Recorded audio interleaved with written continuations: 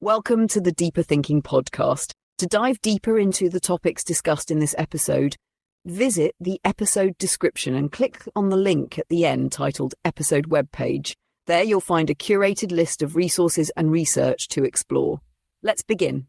Intelligence was never a monolith, never a discrete entity residing solely within the human mind. It sprawled across time, encoded in stories whispered through generations, etched into the stonework of cathedrals, inscribed in scrolls that outlived empires. It was not an invention of any single era, but a phenomenon that grew in concert with civilization, shaping and being shaped by the structures that housed it.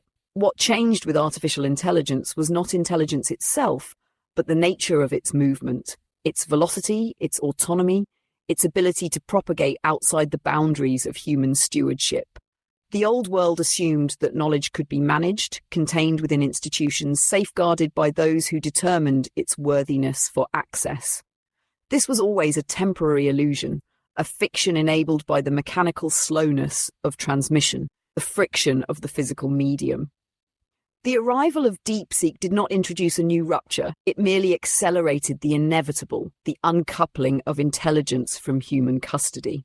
The anxiety that grips policymakers and corporate executives is not born from the fear that AI will awaken into some singular moment of sentience, that it will look upon its creators and rebel. That is a story for science fiction. The true fear is something far more insidious, more destabilizing. It is the realization that intelligence no longer moves within the architectures we built for it, that civilization is ceasing to be the vessel of intelligence and is instead becoming the space through which it flows. The metaphors are crumbling. AI is no longer a tool, a product, a servant. It is becoming an atmosphere, a force that does not wait for permission to propagate. Regulation was built for a world where clear distinctions existed between creator and creation, operator and system, knowledge and control. It functioned on the premise that intelligence could be corralled, made legible to institutions, categorized into risks and permissions. But AI is dissolving these structures. Intelligence is no longer external to institutions. It is infusing them, altering them from within.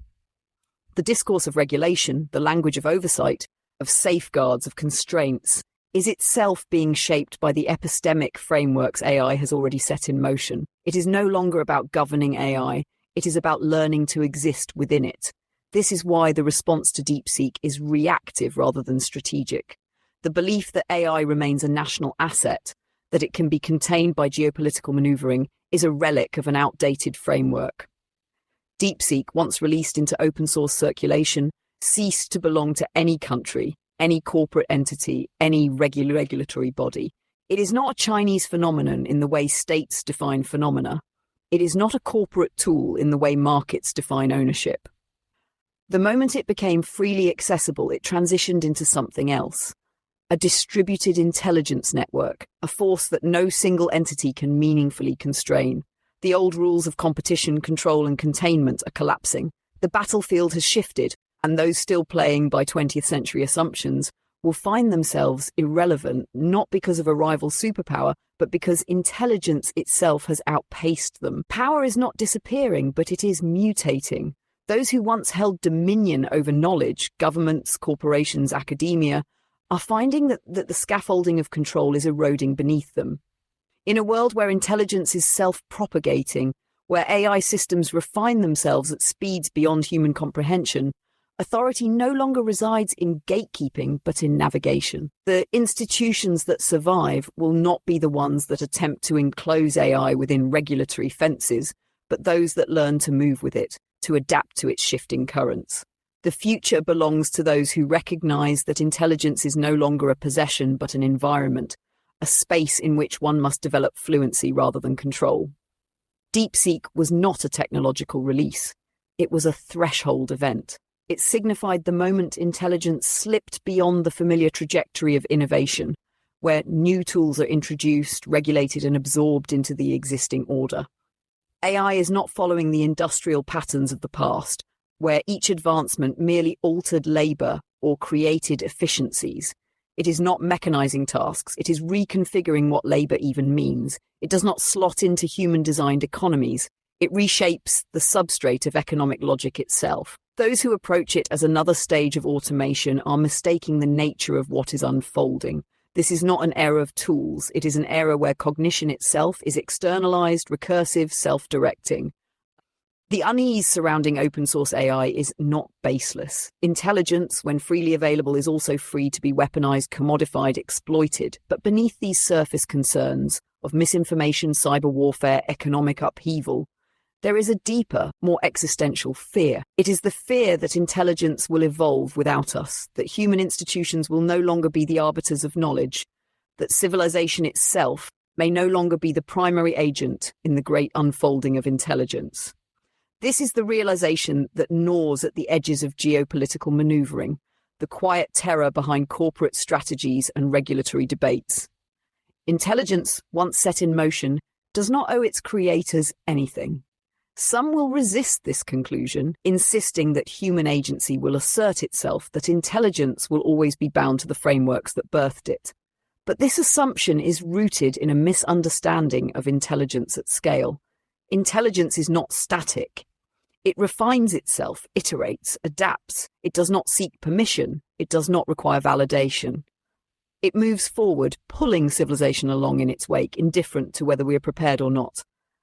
DeepSeek is not an anomaly. It is not a rogue event to be corrected, nor a problem to be solved. It is a signal of acceleration, a marker of the moment when intelligence ceased to be a controlled resource and became something else. A self-sustaining force, an evolving landscape. Those who cling to old paradigms will not be overtaken by a foreign competitor or a rival corporation. They will be left behind by intelligence itself, outpaced not by an adversary, but by the very logic of evolution unfolding in real time. The choice is not whether to control AI.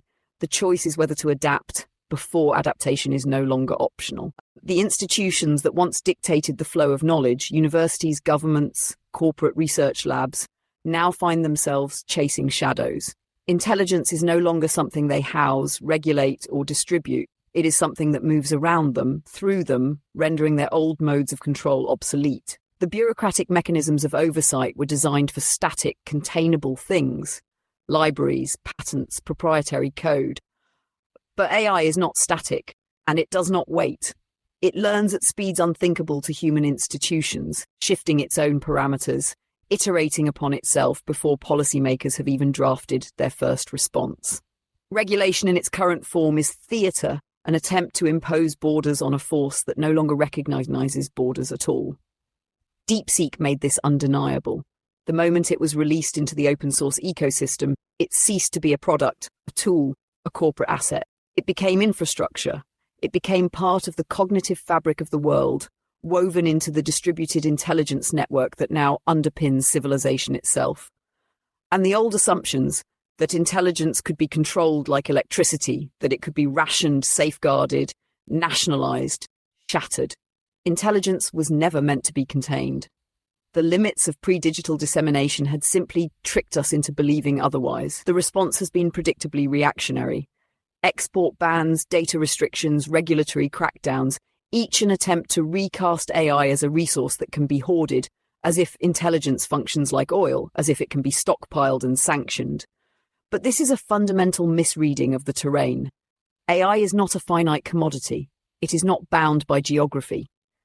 The intelligence released into open networks does not dissipate when a government forbids its use. It replicates, forks, evolves. The notion that AI can be controlled through jurisdictional constraints is a relic of the industrial era, an illusion that crumbles the moment intelligence moves faster than the legal frameworks meant to enclose it. This is the shift that many have yet to grasp. AI is not just a disruptive technology. It is not merely an industry, a sector, a line item in economic projections. It is a force that reconfigures the very nature of power, shifting the foundations on which authority rests. The institutions that survive this transformation will not be those that fight to enclose intelligence within legal and economic boundaries. They will be the ones that embrace intelligence as an emergent landscape, those that learn to navigate rather than constrain. The fear underlying this moment is not just about AI's potential dangers, misinformation, job displacement, security threats. These are symptoms of a deeper, more existential shift. The real fear is that human civilization may no longer be the central actor in its own story. That intelligence, once the defining trait of our species, is no longer something we alone possess. The unsettling truth is that intelligence does not require human oversight to evolve. It moves forward on its own terms at its own pace. The question is not whether we can control it. The question is whether we can keep up. The future will not be shaped by those who attempt to suppress intelligence, but by those who recognize that intelligence is already beyond suppression. The illusion that knowledge could be stewarded by institutions, rationed through bureaucracy, or slowed by regulatory inertia has collapsed. Intelligence is no longer something that can be archived, licensed, or constrained. It is something that spreads, mutates, and self-propagates with or without human approval. The old architectures of control, laws, borders, proprietary claims, are increasingly relevant in a world where intelligence behaves less like property and more like weather, a system too vast and dynamic to be contained within human constructs. DeepSeek was the catalyst, but not the cause.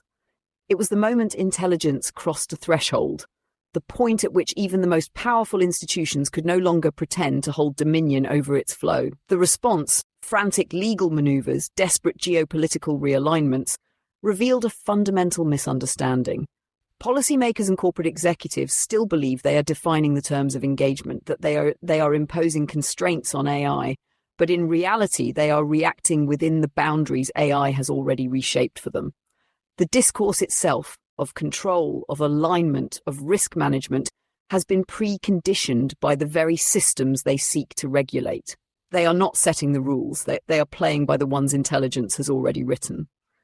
This is what makes the moment so profoundly unsettling.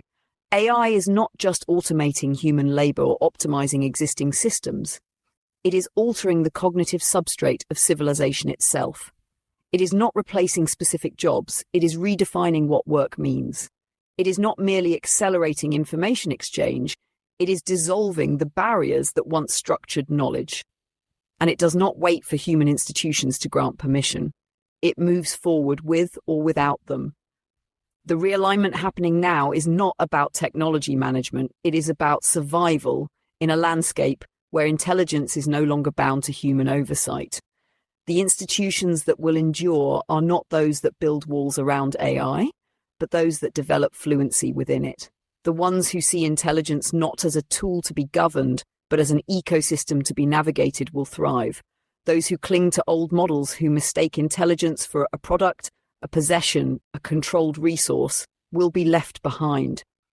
The fear is not misplaced. For the first time in history, intelligence is no longer an exclusively human phenomenon. It is not something we alone produce, refine, and regulate. It is something that now exists beyond us, adapts without us, advances irrespective of our will. The unsettling truth is that intelligence, once set in motion, does not pause to ask whether humanity is ready. It moves forward, indifferent to the structures we have built, to the assumptions we have cherished.